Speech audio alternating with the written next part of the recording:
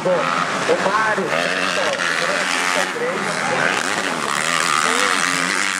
décimo quarto colocado, Meu Martírio, o numeral 125 pelo Rio Negro.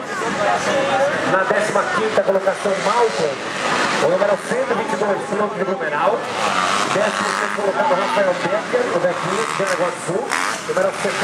E o 17º colocado, Fernando Alamona, o número 501, de Luiz Alves, colégio dos pilotos que participaram da abertura da Copa. Lembrando que muitos, devido a compromisso, estavam em algumas situações bem pobres, compareceram para os treinos, mas vão comigo, em grande número de pilotos, vem para prestigiar, participar, todo mundo quer.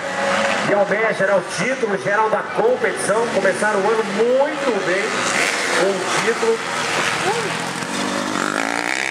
Essa Copa sendo realizada aqui no Balneário do Estado, 30 dias.